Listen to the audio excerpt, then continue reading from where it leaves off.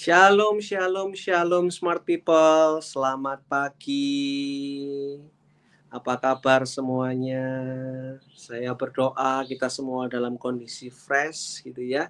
Di pagi hari ini, di subuh pagi hari ini, kita percaya kita mencari Tuhan, kita mau dengar panggilan Tuhan, kita mau mengenal Tuhan lebih lagi, dan mari sama-sama kita buka hati dan kita berdoa. Yang bersyukur Tuhan, kami mengucap syukur atas kebaikan-Mu, kasih karunia-Mu melimpah dalam kehidupan kami. Kalau pada pagi hari ini kami boleh bersekutu bersama, berdoa bersama, mencari wajah-Mu, dan mengenal Engkau lebih lagi, supaya kami mengerti Tuhan, apa yang harus kami lakukan. Kalau sepanjang hari Jumat ini, di bulan ini kami belajar bagaimana kami stand in the gap, bagaimana kami berdiri di celah tembok yang runtuh itu, supaya iblis atau kuasa gelap tidak membinasakan keluarga kami, kota kami, kehidupan kami. Tapi kami ada dalam hadirat-Mu, kami ada dalam perlindungan-Mu, dan kami berkenan di hadapan-Mu. Karena ini yang Kau mau. Tuhan, ajari kami, ajari kami, ajari kami.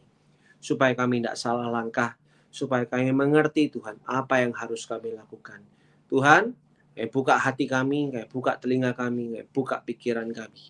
Berbicaralah, kami siap mendengar. Di dalam nama Tuhan Yesus kami berdoa, haleluya. Amin, amin, amin.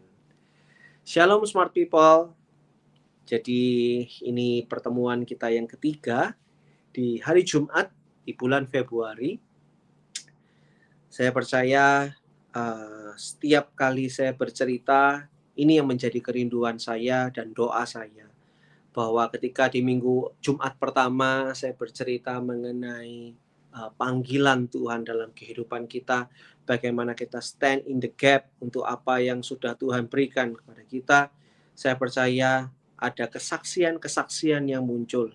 Dan ketika kemarin, Jumat kemarin saya bercerita stand in the gap in the family, saya percaya ada kesaksian dari keluarga yang muncul dan itu memberkati gitu ya.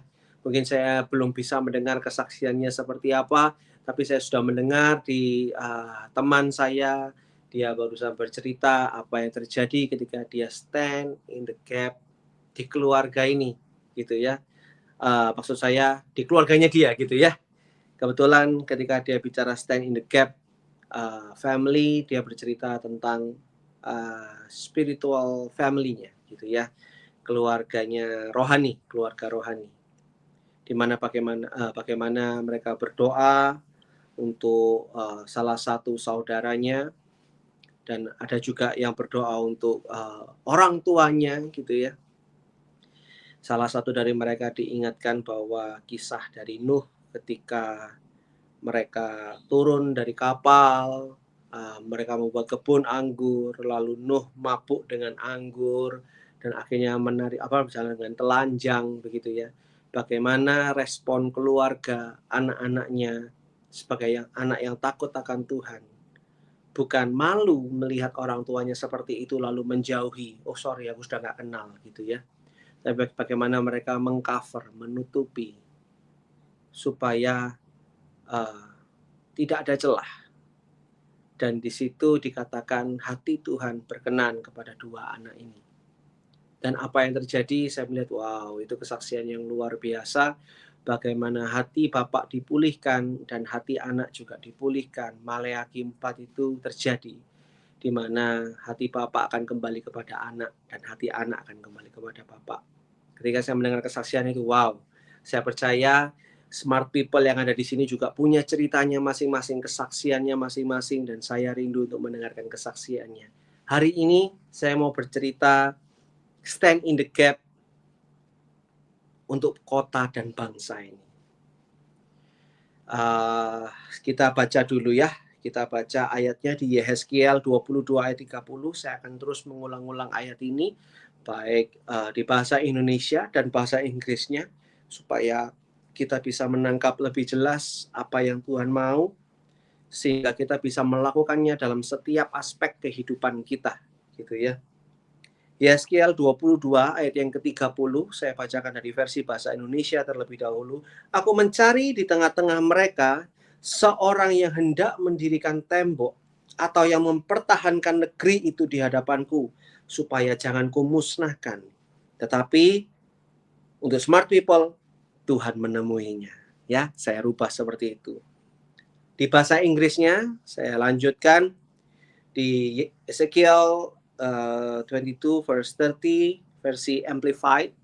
I search for a man among them who would build up the wall and stand in the gap before me for the sake of the land, that I would not destroy it, but I found no one, not even one. But in smart people, God found everyone in here, gitu ya.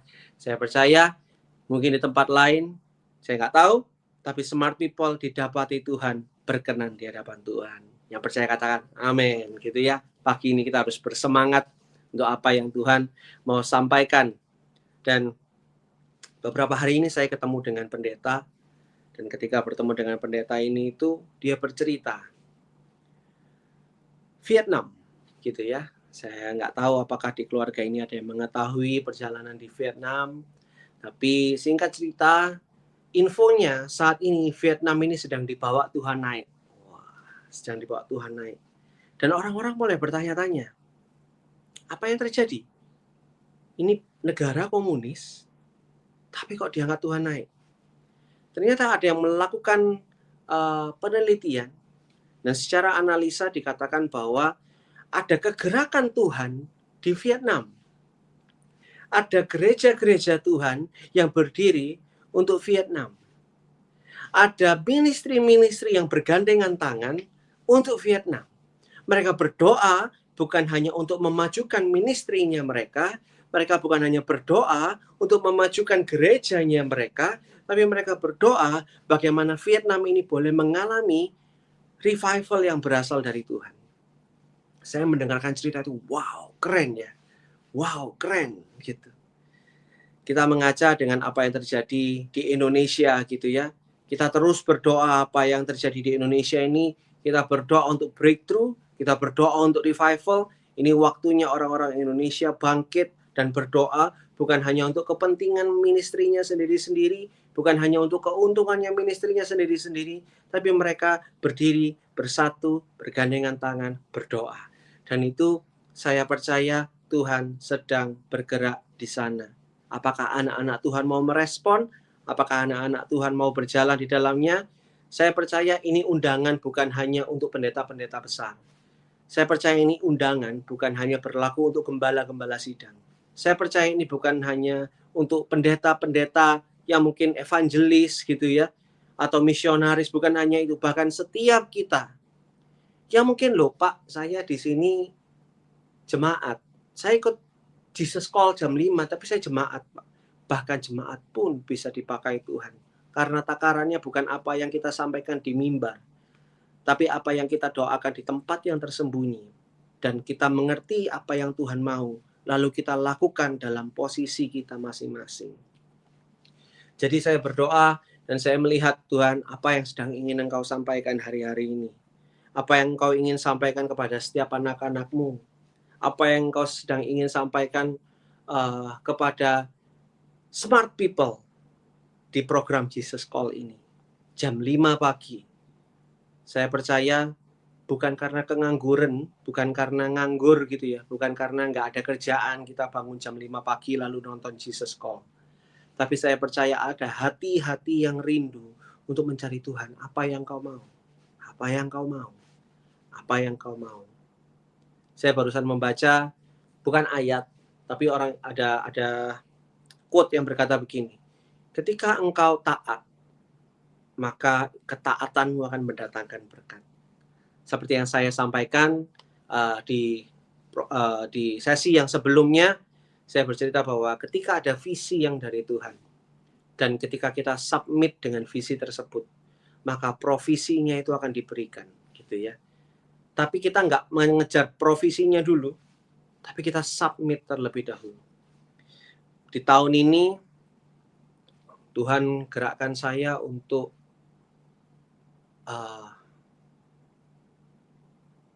bangun nak, bangun new model church, bangun gereja model baru, bangun gereja model baru. Aku nggak paham Tuhan, maksudnya gereja model baru ini seperti apa. Aku nggak tahu harus seperti apa. Dan Tuhan ingatkan lagi, ketika saya bergabung di satu gereja, lalu saya terlena dengan gereja tersebut, dan saya mengikuti ritme dengan gereja-gereja yang sudah ada sebelumnya, Tuhan ingatkan kembali, David, kamu dipanggil ke gereja ini bukan untuk menjadi sama dengan gereja yang lain. Gereja ini punya panggilan khusus. Bergeraklah ke panggilan tersebut. Jangan jadi sama. Karena aku memberikan panggilan yang berbeda. Saya bilang, wow. Oke Tuhan. So, caranya gimana? Apa yang harus saya lakukan? Gereja kami nggak punya gedung, jadi kita masih menyewa tempat. Ketika itu saya bingung, wah berarti ini kita harus buat gedungnya dulu nih. Gerejanya kan sudah ada ini, buat gedungnya dulu ini. Gimana caranya buat gedungnya? Saya mulai berpikir dengan cara manusia, saya berpikir dan menggambar-gambar, mencari tahu, wah ini harusnya seperti apa ya? Bangunnya seperti apa ya? Yang bagus, yang estetik sekarang seperti apa ya? Sampai Tuhan bilang stop. Ketika aku bicara soal gereja, aku bicara soal jiwa-jiwa. Hati yang menyembah itu lebih penting daripada tempat untuk menyembah. Dan di situ saya bilang, oke Tuhan, ampuni saya.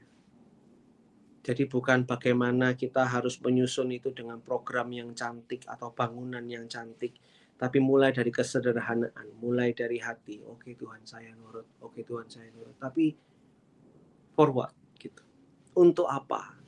Untuk apa hal ini harus terjadi? Untuk apa hal ini harus aku lakukan? Apa yang sedang Engkau ingin tunjukkan kepada setiap anakmu?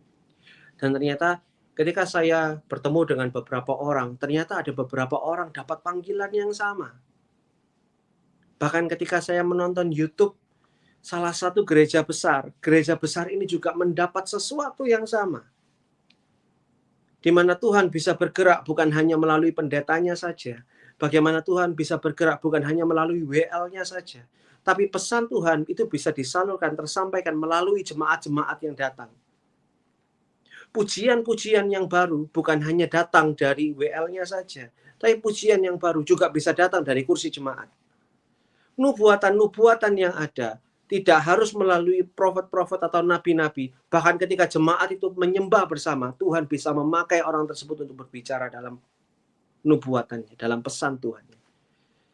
So ini yang saya percaya Tuhan mau gerakkan untuk setiap kita. Apakah kita mau membuka hati kita lebih lagi? Apakah kita mau berdoa lebih lagi?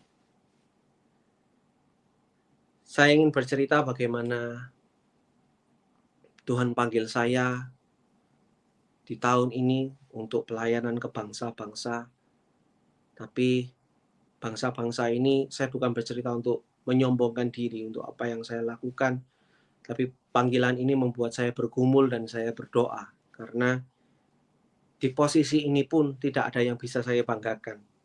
Di posisi ini pun saya pernah berdoa, Tuhan, ketika saya ke bangsa-bangsa ini, tidak ada yang tahu. Saya juga nggak bisa cerita pelayanan saya gimana. Nggak ada fotonya juga. Nggak ada bukti-bukti untuk saya bisa minta dalam tanda kutip donasi mungkin. Ini perjalanan ke bangsa-bangsa ini mahal gitu ya. Tapi Tuhan, aku mau nurut.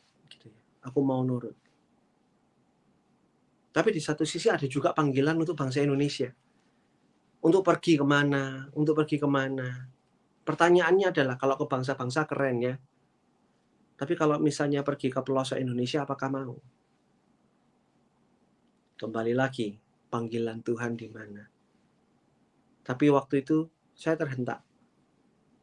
Saya terhentak ketika saya mendengarkan kesaksian mengenai Vietnam. Bagaimana Vietnam mengalami revival, mengalami progres pembangunan negara dengan baik, karena ada anak-anak Tuhan di dalamnya. Salah satu ketika saya mendengarkan cerita itu, akhirnya saya bertemu dengan salah satu orang di marketplace yang juga membangun rumah doa. Dan dia berdoa untuk kebangunan di Vietnam. Dia berdoa untuk kegerakan di Vietnam. Bukan hanya kegerakan secara Kristen dalam tanda kutip, bikin crusade besar, KKR besar, bukan masalah itu, tapi bagaimana orang-orang Tuhan, orang-orang benarnya Tuhan, berdiri, bersatu, berdoa, dan membuat Vietnam itu bangkit. Saya percaya ketika orang-orang di Indonesia ini melakukan hal yang sama, menaruh semua agenda pribadi, menaruh semua kepentingan pribadi atau kepentingan organisasi, lalu bergandengan tangan bersama. Saya tidak peduli dari sinode mana, gereja mana, ministry mana, tapi kita bergandengan tangan bersama, kita berdoa bersama. Saya percaya Indonesia akan mengalami lawatan yang lebih besar lagi. Amin. Tapi seringkali, dan ini terjadi di saya cerita melalui saya saja, karena cerita diri sendiri itu lebih enak gitu ya, apalagi kalau bicara soal kelemahan gitu ya. Kelemahannya di mana? Kita ini harus diakui apa-apa butuh uang gitu ya. Kalau zaman dulu itu bercandaannya itu mau ke toilet aja bayar gitu ya. Mau ke toilet ini padahal gitu. Tapi di satu sisi ada panggilan Tuhan yang harus kita lakukan. So, bagaimana kita meresponinya? Bagaimana kita menjawab Tuhan? Ada satu lagu penyanyi Indonesia, kata-katanya, bagaimana aku dapat menolak panggilan dari Sang Raja? Kukan membawa hidupku untuk memuliakan namamu. Itu lagu itu tiba-tiba muncul begitu keras di tahun ini. Bagaimana aku dapat menolak panggilan dari Sang Raja? Kukan membawa hidupku untuk memuliakan namamu. Aku akan berlari kepadamu dan mengejar suaramu. Lagu ini benar-benar berbicara waktu itu untuk saya di tahun ini. Karena tiba-tiba Tuhan panggil saya ke sana, Tuhan panggil saya ke sini, Tuhan panggil saya melakukan ini, Tuhan panggil saya melakukan itu. Dan saya nggak cerita apa yang dilakukan, karena bukan itu yang mau saya megahkan. Bagian saya kecil, tapi bagian Tuhan itu yang Tuhan sedang lakukan besar-besaran. Tapi apa yang saya mau sampaikan hari ini untuk setiap kita di pagi hari ini, saya mau cerita gini, saya ini bukan pendeta besar.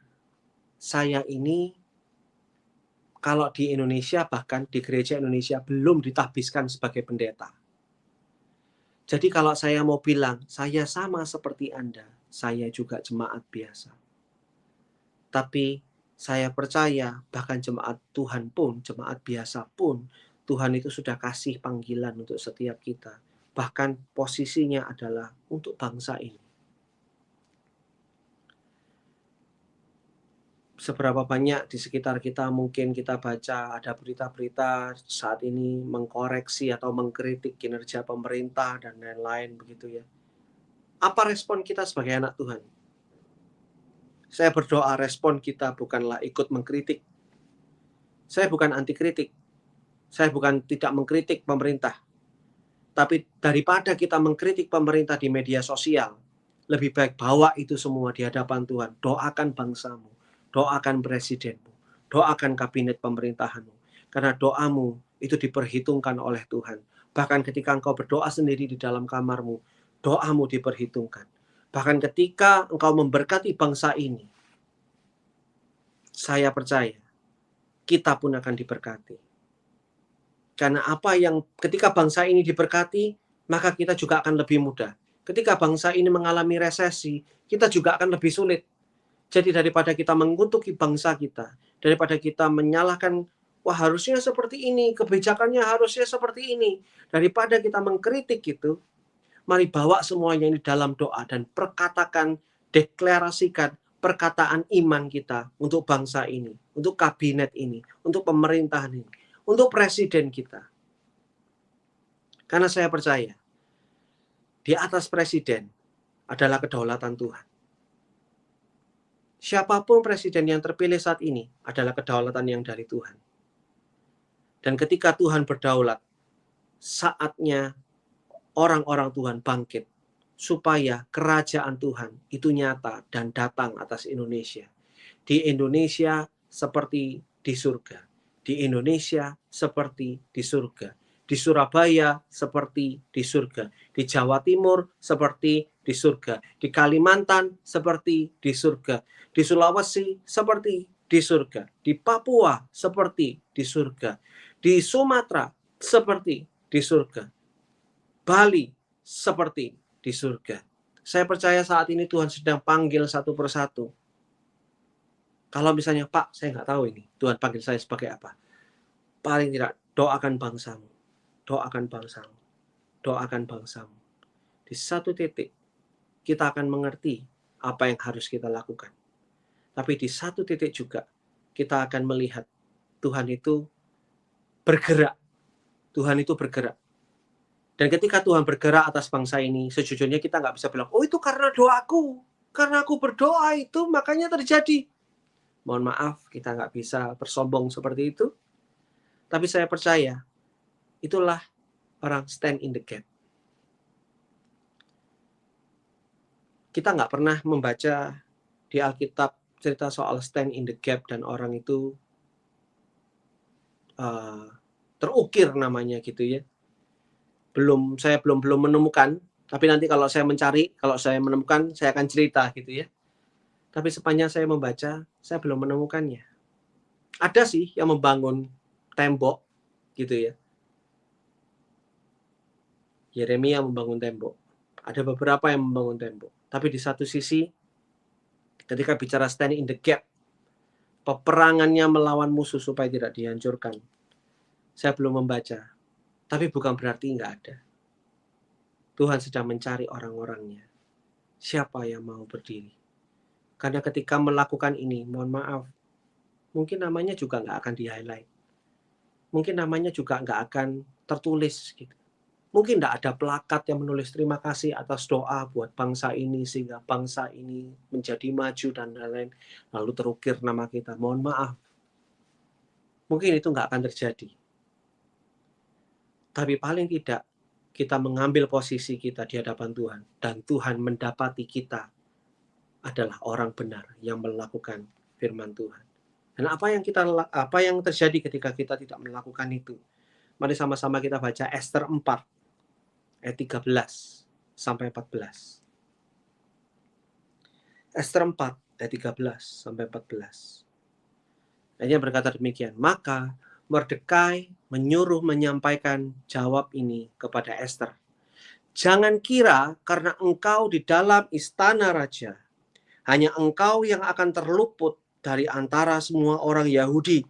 Sebab sekalipun engkau pada saat ini berdiam diri saja, bagi orang Yahudi akan timbul juga pertolongan dan kelepasan dari pihak lain. Dan engkau dengan kaum keluargamu akan binasa. Siapa tahu, mungkin justru untuk saat yang seperti ini, engkau beroleh kedudukan sebagai ratu. Sekali lagi saya baca yang terakhir. Sebab sekalipun engkau pada saat ini berdiam diri saja, bagi orang Yahudi akan timbul juga pertolongan dan kelepasan dari pihak lain. Dan engkau dengan kaum keluargamu akan binasa. Siapa tahu, mungkin justru untuk saat yang seperti ini, engkau beroleh kedudukan sebagai ratu. Siapa tahu, mungkin justru untuk saat yang seperti ini, engkau beroleh kedudukan. Ayat ini benar-benar kayak, wow, Tuhan. For such a time as this. For such a time as this. Bagaimana Tuhan mau di posisi kita masing-masing. Saya nggak tahu siapa yang mendengarkan hari ini. Saya nggak tahu posisi kita saat ini. Mungkin posisi kita ini bukan dalam posisi yang kesusahan, tapi juga bukan dalam posisi yang gilang gemilang. Sama seperti Ester sebetulnya. Di satu sisi, Ester adalah Yahudi, tapi Ester sudah diangkat menjadi salah satu ratu, sehingga posisinya bisa dibilang cukup aman, tapi melihat orang-orang di sekitarnya ini lagi kesusahan. Dan ketika Mordekai menjawab ini, bukan hanya berbicara mengenai selamatkan keluargamu, bukan hanya bicara soal itu. Tapi bagaimana panggilan ini untuk berdiri bagi kota dan bangsa, bahkan lebih lagi bagi kaum Yahudi waktu itu. Bagaimana kita meresponi di posisi kita masing-masing. Ya, sekarang mungkin orang bilang lebih susah ya kerjanya ya. Tapi mungkin orang-orang yang ikut Smart People kali ini nggak merasakan susah. Mungkin orang-orang Smart People yang bangun pagi ini mengalami berkat yang melimpah. Amin, saya percaya gitu ya. Mungkin nggak ada masalah mungkin. Bahkan semuanya sepertinya kadang-kadang seperti baik-baik saja.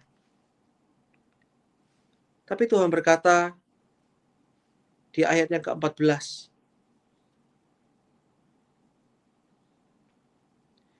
siapa tahu mungkin justru untuk saat yang seperti ini engkau beroleh kedudukanmu yang sekarang. Kalau di Esther dikatakan engkau beroleh kedudukan sebagai ratu. Tapi di posisi kita masing-masing, siapa tahu mungkin justru untuk saat yang seperti ini engkau beroleh kedudukan seperti sekarang. Saya nggak tahu sekarang ini kita ada dalam posisi apa. Tapi yang saya percayai, hari-hari ini Tuhan sedang panggil anak-anaknya di posisinya masing-masing. Di posisinya masing-masing. Tuhan tidak menuntut kita, oh David, kamu harus jadi pendeta besar dulu baru aku pakai. No. Kalau saya boleh dipanggil di acara ini hari ini, bukan karena saya pendeta besar, tapi saya dipanggil isi program ini karena Tuhan mau berbicara kepada kita. Tuhan mau tunjukkan bahwa yang bukan siapa-siapa pun Tuhan bisa pakai. Maka saya juga bilang untuk setiap orang yang ikut di acara ini, jangan anggap dirimu bukan siapa-siapa. Jangan anggap dirimu itu hanya jemaat biasa. Karena Tuhan bisa pakai posisi kita masing-masing. Bahkan untuk orang yang sedang membuat live broadcast saat ini, yang sedang mengerjakan di belakang layar, yang mungkin nggak pernah tahu, nggak pernah lihat orangnya sebelumnya. Saya bilang, wow, you've done a great job. Engkau melakukan kerja ini dengan sangat excellent. Sekarang jam berapa? 8:30 di Surabaya. Di Kalimantan sekarang jam berapa? Kondisinya seperti apa? Kalimantan itu beda sama Surabaya. Kalau Surabaya mungkin jam segini masih lebih rame. Mungkin Kalimantan sudah lebih sepi. Tapi apa yang dilakukan, ada pengorbanan yang tidak pernah terlihat di belakang itu. Ketika engkau melakukan itu untuk Tuhan, Tuhan bilang, you've done a great job. Dan ketika Tuhan lihat, Tuhan mungkin aku bukan yang khotbah. Nah, mungkin engkau bukan yang ngomong ini sekarang. Engkau mungkin di belakang layar. Engkau mungkin tidak ada yang tahu. Engkau mungkin tidak ada yang melihat pengorbananmu sampai malam-malam harus merekam dan lain-lain, harus mengerjakan ini dan itu, banyak hal dari pagi sampai malam. Tapi ingat, Tuhan lihat. Tuhan lihat. Dan ketika Tuhan lihat, Tuhan cuma mau ngomong, you've done a great job. Inilah anakku yang kukasihi, kepadanya lah aku berkenan. Dan ini menjadi salah satu cara yang Tuhan pakai untuk supaya kebenaran itu disampaikan. Kesaksiannya disampaikan. Kabar baik ini disampaikan. Kabar sukacita ini disampaikan. Injilnya ini disampaikan. Bagi pemegang multimedia, live broadcast, ini yang tiba-tiba Tuhan taruh di hati saya. Satu ayat yang keluar adalah, inilah anakku yang kukasihi, kepadanya lah aku berkenan. Terima kasih untuk pengorbanan selama ini. Tanpa kalian, broadcast ini mungkin gak akan jalan. Terima kasih untuk hati. Terima kasih untuk sacrifice. Terima kasih untuk pengorbanan yang sudah dilakukan. Kita nggak pernah tahu mereka harus merekam sampai berapa lama. Mereka harus merekam sampai jam berapa. Tapi kalau broadcast atau program-program yang kita lihat selama ini boleh berjalan dan memberkati orang. Ada orang-orang di balik layar. The faceless and nameless generation itu yang sedang Tuhan bangkitkan sekarang. Jadi kalau misalnya Anda merasa bukan, tapi Tuhan aku bukan siapa-siapa, justru itu adalah pilihan nomor satunya Tuhan saat ini. Itu adalah pilihan nomor satunya Tuhan saat ini. Memakai orang-orang yang faceless, memakai orang-orang yang nameless, yang mungkin Tuhan aku mungkin punya cerita masa lalu yang buruk. Mungkin aku punya histori yang buruk. Mungkin aku membangun ministriku tetapi gagal. Dan sekarang aku ini tidak tahu harus kemana. Tapi kalau Anda ada saat ini, Tuhan punya panggilan untuk engkau. Dan panggilanmu itu untuk berdiri bagi bangsa ini. Dan mungkin engkau nggak tahu. Dan mungkin kalian merasa, kok sepele ya yang tak kerjakan ini ya. Tapi ketika kalian melakukan yang sepele itu di hadapan Tuhan dengan segenap hati, tanpa mengeluh, tapi dengan hati yang penuh sukacita, maka saya mau berkata, Tuhan disenangkan, Tuhan diberkati. Saya percaya, kalau orang yang di multimedia saat ini yang melakukan live broadcast dari pagi sampai malam, itu diberkati. Saya percaya jemaat-jemaatnya atau orang-orang yang sedang menonton acara ini, smart people yang melihat atau bersama-sama di Jesus Call pagi ini, saya percaya Tuhan pun memberikan panggilan. Ketika kita melakukannya, Tuhan berkata, inilah anakku yang kukasihi, kepadanya lah aku berkenan. Sekali lagi, ayat ini berkata di Esra 4 ayat ke-14. Saya bacakan yang bagian terakhir. Siapa tahu, mungkin justru untuk saat yang seperti ini, engkau beroleh kedudukan sebagai, sebutkan posisi Anda. Tuhan, aku punya histori yang jelek. Tuhan, mungkin pernikahanku gagal. Tapi hati ini berkata, siapa tahu, mungkin justru untuk saat yang seperti ini, engkau beroleh kedudukan. Pernikahan saya bukan pernikahan yang mudah. Ada hal yang harus saya lewati dengan kedua orang tua. Untuk mendapatkan restu. Untuk berkata bahwa aku sudah mendoakan dan aku percaya pasanganku adalah dari Tuhan. Dan aku percaya Tuhan sedang bekerja melalui pernikahanku setelah ini. Ketika saya melihat ke belakang, wow, hari-hari ini ada banyak pasangan-pasangan yang mereka sedang bergumul. Bagaimana mereka menentukan masa depan mereka. Bagaimana mereka harus berjalan dalam relationship mereka. Dan ketika mereka bercerita tentang masalah yang mereka alami, saya flashback dan wow, ini adalah masalah-masalah yang saya hadapi di masa yang lalu. Tapi ketika itu Tuhan menuntun saya. Dan Tuhan bilang, sama seperti engkau menuntunku, ajari anak-anak ini untuk mengenal aku lebih dalam lagi. Bukan karena saya hebat, tapi bagaimana Tuhan menuntun saya. Begitulah saya bercerita supaya orang-orang yang dituntun oleh Tuhan untuk mengalami Tuhan sendiri dan mengalami terobosan. Dan saya melihat ada banyak pasangan-pasangan yang dimenangkan, ada banyak kesaksian-kesaksian dari pasangan ini, bagaimana mereka diberkati, bagaimana mereka menjadi berkat untuk keluarga mereka, dan itu membuat saya wow. Saya nggak tahu seperti apa masa lalu kita, apa posisi kita sekarang. Tapi Tuhan bilang, siapa tahu, mungkin justru untuk saat yang seperti ini, engkau beroleh kedudukan. Supaya engkau bisa berdiri untuk menceritakan kebaikan Tuhan. Supaya kita bisa berdiri untuk menceritakan Injil yang dari Tuhan. Supaya kita bisa berdiri untuk menceritakan cerita kemuliaan Tuhan. Supaya kita bisa berdiri dan menyampaikan apa yang Tuhan mau dalam setiap kehidupan anak-anaknya. Bagi saya, ketika saya berdiri di tempat ini, saya bercerita, I'm nobody, aku bukan siapa-siapa. Tapi kalau hari ini Tuhan bisa pakai saya percaya smart people yang ikut di program ini, atau yang nonton program ini, atau yang join dengan saya saat ini, Tuhan bisa memakai di posisi kita masing-masing, tanpa terkecuali. Tanpa terkecuali. Tanpa terkecuali. Ini menjadi doa saya untuk setiap kita, karena kita tahu di kitab Esther, kalau kita teruskan, Esther berpuasa untuk mencari apa yang Tuhan mau. Sampai di satu titik dia maju. Dan Esther mendapatkan perkenanan raja.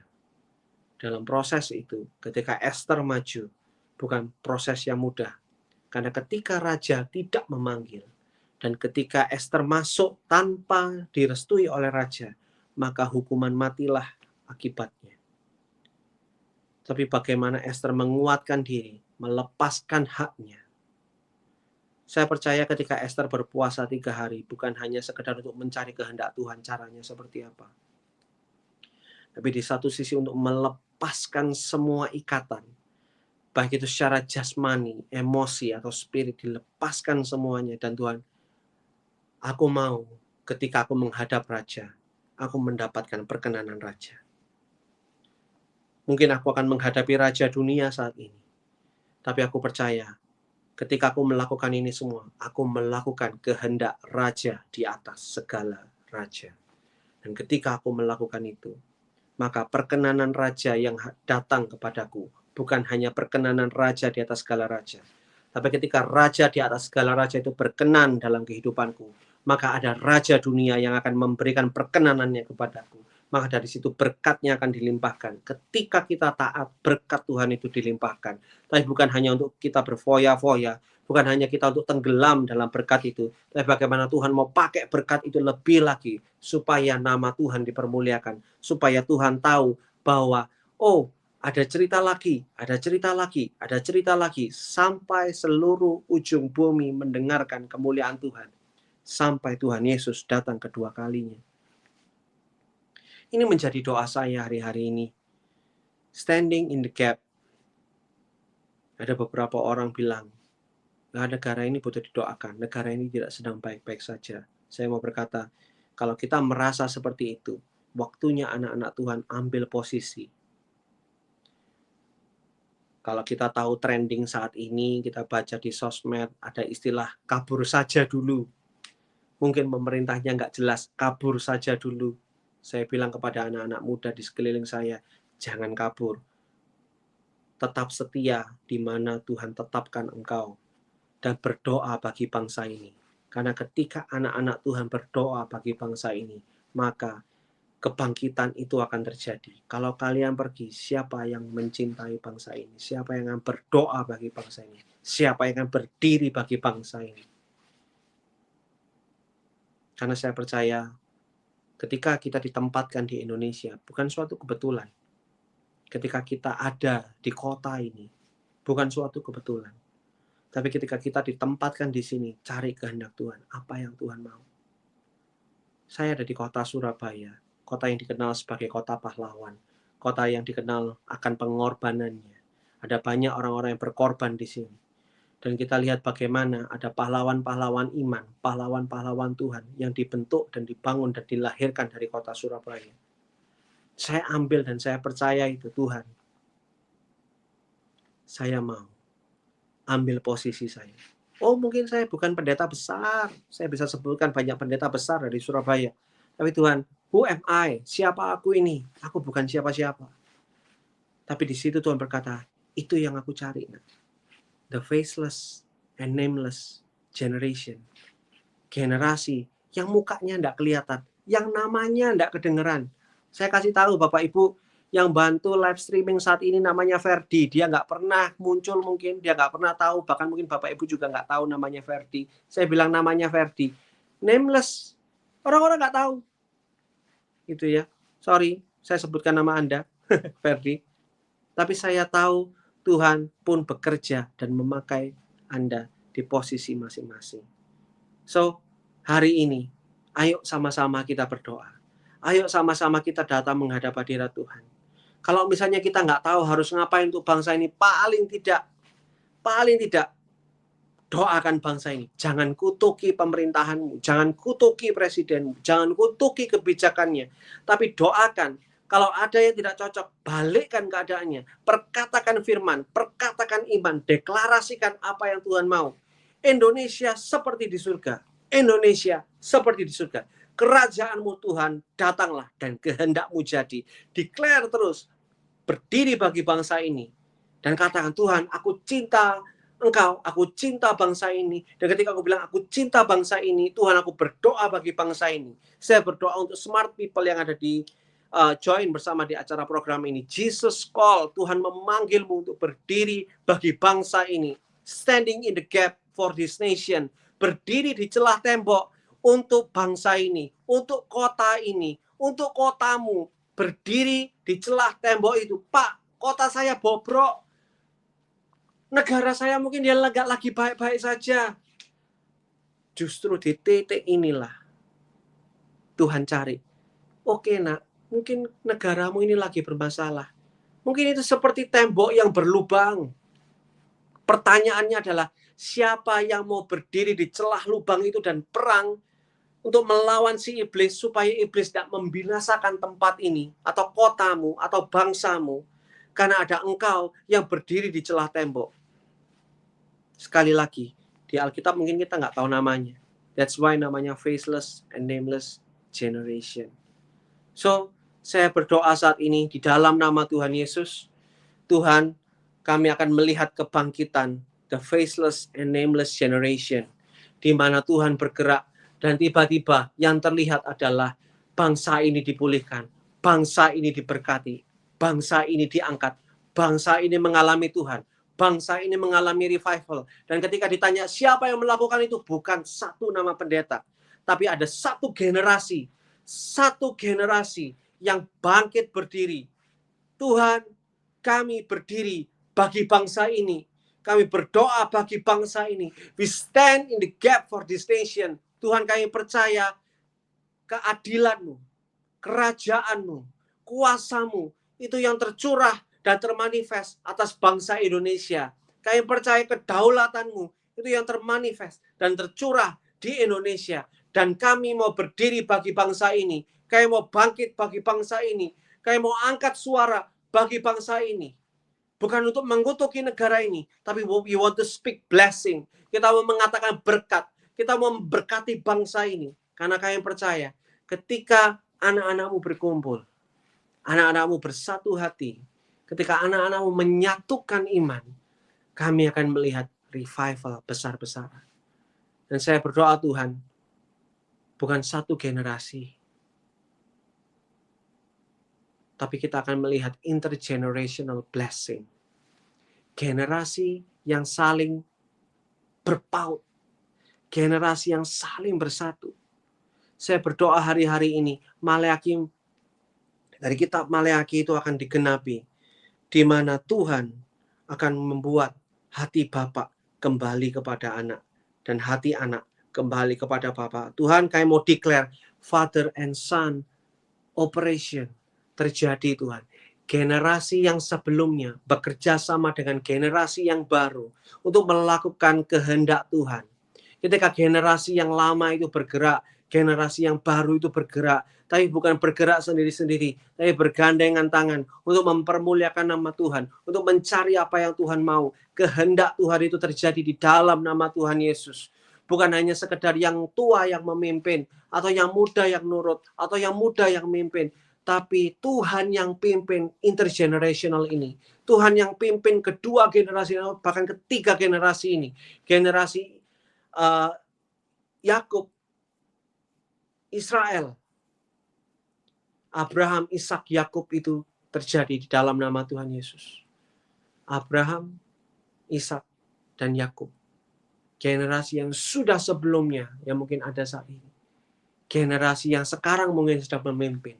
Dan generasi yang akan datang. Tuhan, kami berdoa untuk setiap sekolah-sekolah Alkitab, sekolah-sekolah teologi yang dulunya berjaya di masanya, tapi ketika hari ini mengalami struggling, Tuhan, kami berdoa, kami mau declare, kami mau perkatakan iman di dalam nama Tuhan Yesus, biar api yang dulu melawat, kali ini melawat lebih kencang lagi di dalam nama Tuhan Yesus. We pray for fire revival terjadi Tuhan. Di setiap pelosok, di setiap kota, di setiap sekolah-sekolah Alkitab, di setiap sekolah-sekolah teologi, bahkan di setiap ministry, di setiap gereja, terlebih lagi Tuhan, di setiap hati jemaat-jemaat-Mu yang merasa, Lord, I'm nobody. Tuhan, aku bukan siapa-siapa. Tapi kalau Engkau mau memakaiku, Tuhan, aku mau berkata, Tuhan, ini aku. Hineni. Lord, here I am. Terjadilah sesuai kehendak-Mu, seperti yang Kau ingini. Kami berdoa untuk smart people akan dengar-dengaran suara Tuhan di posisinya masing-masing, tepat melakukan seperti yang Tuhan mau. Dan kita akan melihat bangsa ini diberkati. kita akan melihat kota-kota akan diberkati. Kita akan melihat terjadi lawatan-lawatan besar di setiap posisi kita masing-masing, di daerah kita masing-masing. Karena ada orang-orang Tuhan yang stand in the gap for this nation. Ada orang-orang yang bergerak dan berdiri, stand in the gap for their city, untuk kota mereka. Di dalam nama Tuhan Yesus. Yang percaya bersama saya katakan, amin. Smart people, keep living, apapun posisimu, Tuhan akan pakai engkau. Dan itu adalah signifikan di hadapan Tuhan. Di dalam nama Tuhan Yesus memberkati. Shalom.